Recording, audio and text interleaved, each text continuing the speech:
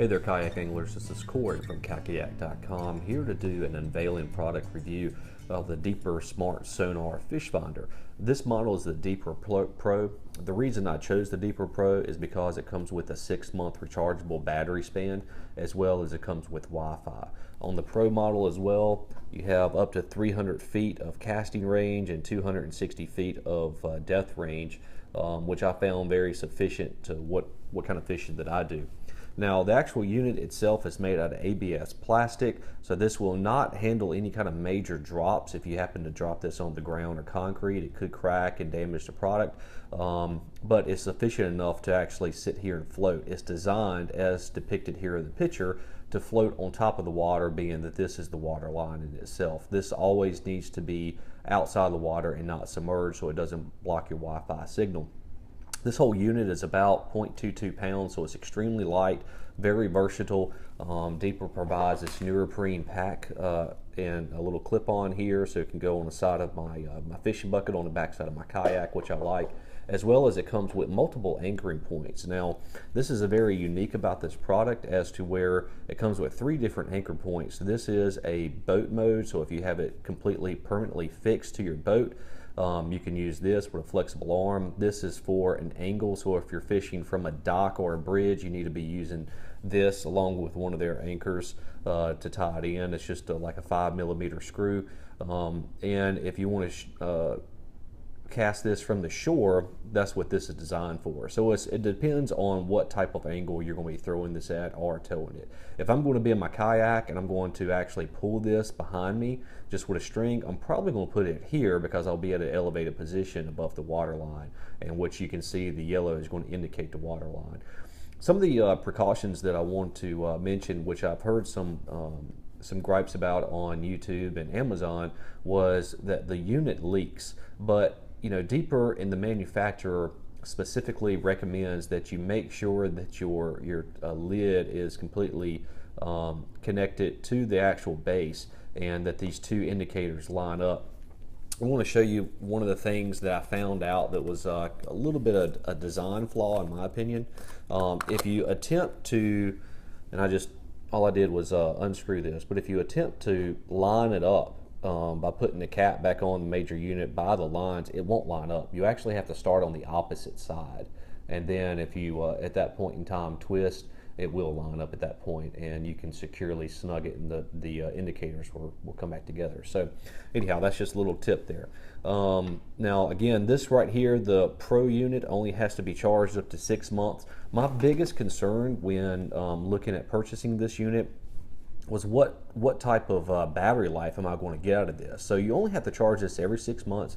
Again, that's only twice a year. The unit is actually good for up to 300 cycles. So I really feel that this lithium ion battery that it comes with is going to last me a while. And if something happens to the lithium ion, which you've seen this in smartphones time and time again, you can send it back to Deeper and they will replace it. Now, I'm not saying they're going to replace it for free because you only have a 1-year warranty, but they will replace it. So again, 300 cycles, you only have to charge it every 6 months. That's only twice a year. That works for me.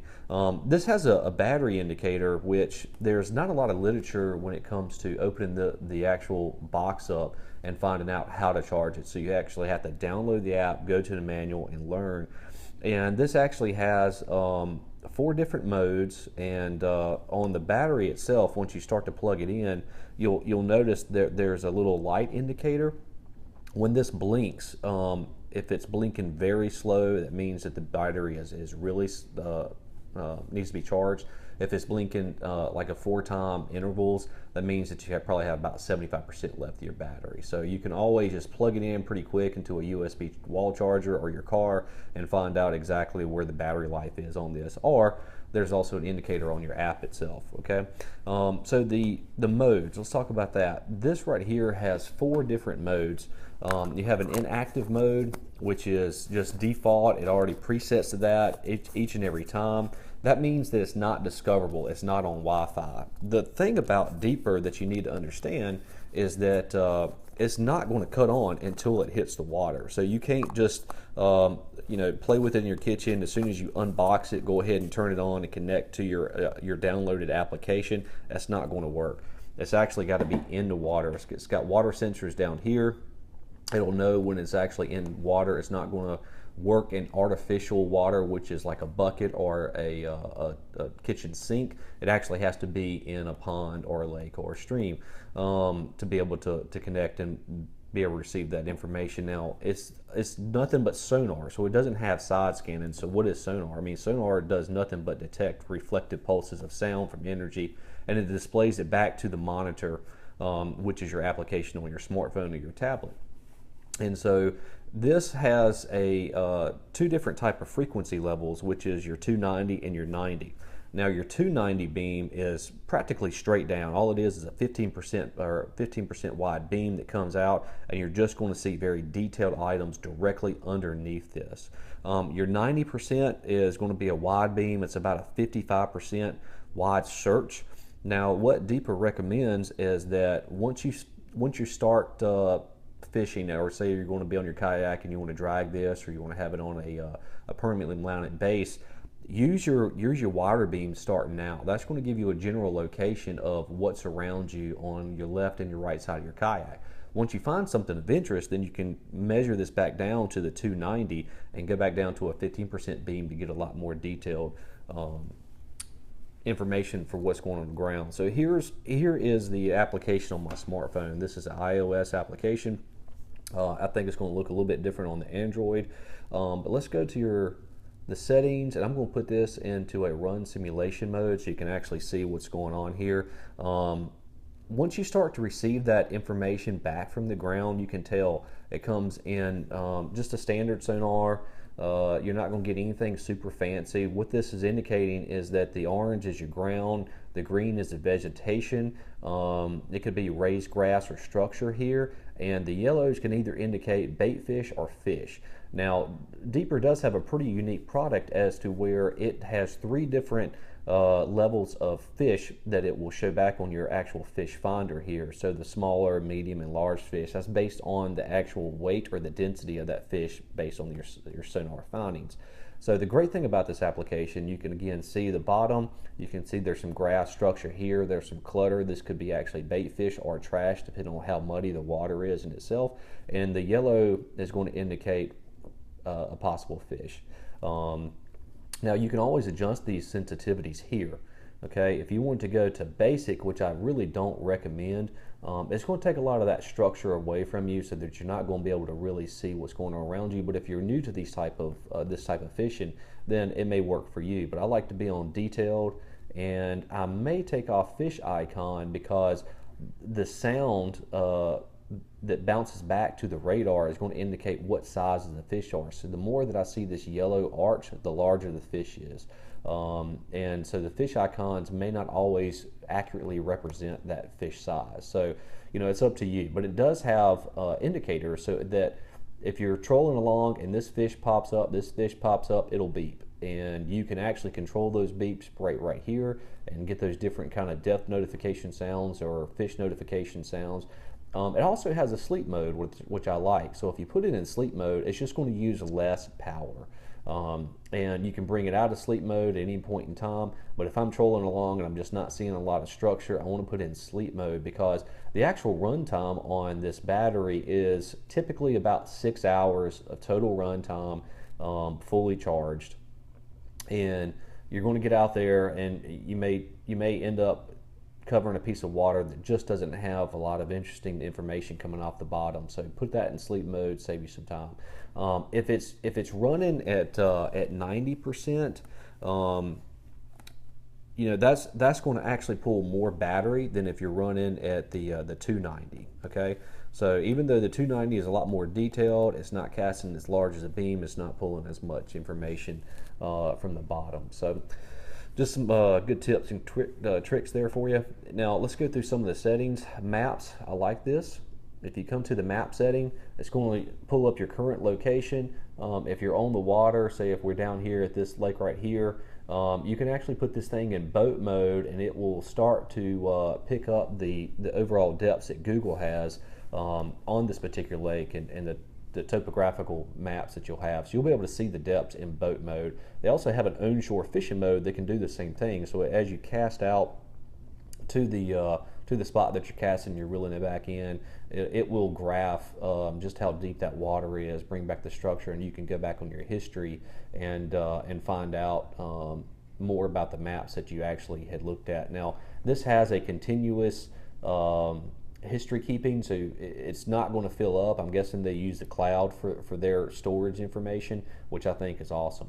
One of the things about this, the notes, I like the notes, so you can come back in here and you can actually pull up where you fished at and what you caught. So last Tuesday I fished the Upper Cape Fear River here off of NC 42 at the Even Ferry boat ramp. Didn't catch a thing because the pressure was so high, but I just wanted to get out and try it anyhow. So you can keep a log of fish, what you caught, where you caught them, what kind of lures, all that kind of good stuff. You also have a camera mode, which I love, to be able to access your camera right here and take a picture of your catch, and go ahead and keep a log and maybe a little bragging rights to your other fishing buddies. And the weather. This weather app is really awesome. It pulls in your current location or where you're going to go. You can search all that here. I like to know what the pressure is right now. I've actually pulled this up this morning, so the pressure was at about a 10:20, and now it's come up to about a 10:30 or 10:23. So the pressure is actually rising as the storm's moving out today. So you can tell it's light rain here. Very cool information. And the calendar. This is great. The calendar right here uses your moon phases, and it will let you know which days are better to fish than others. So today, not too good, but it will give you your hours based on a 24-hour military system. And it looks like around 2, 3, and 4, and 5, somewhere around this time of the day, that this would be a good time to fish if you're going to fish. But if you wait for the moon phases to actually have a 3 dot, you can tell that the fishing scale is going to be a lot better. So I'm actually going to come back and give you guys a better demonstration on the water when I use this. Now, my other question when I purchased this was, how am I going to mount this? How am I going to keep a small screen such as my iPhone close enough to me that I can actually see what's going on? So I came up with this. This is nothing more than a waterproof cover. This is like an active cover for people who swim with their iPhones. It's got a little port in here that you can plug in to waterproof speakers or earbuds. I'll use it because I can plug in my microphone when I'm actually doing reviews out there on the water, and it's got an armband and it's clear on both sides, so it's touchscreen approved. It floats. It'll hook right to my forearm, my non-throwing forearm, and I can keep it close to me, see what's going on, and be able to access the application pretty easily. So this right here was about 11 bucks from Amazon. Pretty happy with it. I already know it works. I've already tested it out. So I'll bring my next video to you guys and a live demonstration on the water from the Deeper Pro. Okay, so we're out here at the local pond that I commonly fish at, and I know that the water's fairly shallow. We're right at 8.5 feet, 8.8. The water temperature right now is 50 degrees. I know that's fairly accurate. Again, the battery indicators is 98% right now. As it's blinking down here, it'll also, the faster that it blinks, the more battery that you know that you have. So we're still good.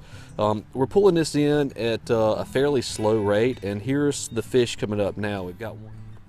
Okay, the accuracy of this thing is pretty amazing.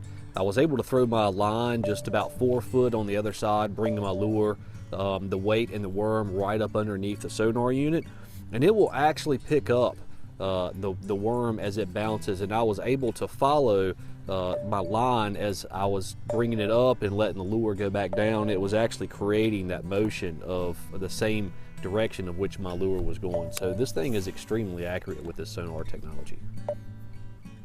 All right, so one of the great features about this is the history function. Right now, we've got over 50 minutes worth of information that we've collected from this pond, and you can actually use a scroll to go back and forth, look at the contours of where you've seen fish, go back and actually view the time that you probably have had bites at, where you should be. So I've actually gone almost all around this pond, and looked at the entire bottom footprint of this pond. Is shallow, around 10 feet at the most deepest, but we're showing that the fish are probably hovering anywhere between 2 and 3 feet off the bottom, and we can go back there and always look at our Corey, as we talk about this, we have to talk about how to deploy it and put it in the water. And we've noticed that as you've thrown it a couple times, there is a little bit of a splash, so to speak. Let's take a look and see what happens when you deploy this here. That is true. When you put it out there, it's going to make a pretty loud. Obviously, anything and anybody around you can hear it. That is one of the only negatives that I've come up with so far, is just how loud this is, especially if you're casting from a bank. Now, obviously, it's going to be a lot better if we're using this behind a boat, which is going to be my intended application. We're picking up some fish right here where we know a bed is right now, but overall, I really like the unit. I think it's going to come in handy, especially during tournament time and things of that nature. Yeah, and the other thing is, if like in this application, we kind of know where the bed is, so you can cast beyond it and then drag that sonar back on top and not scare everything off. Right, absolutely. So far the deeper unit has been a successful test run here. We do give it a thumbs up, a Cackayak thumbs up, and we hope to use this deployment in our lakes and especially some of the rivers that we like to fish and go after those big bass.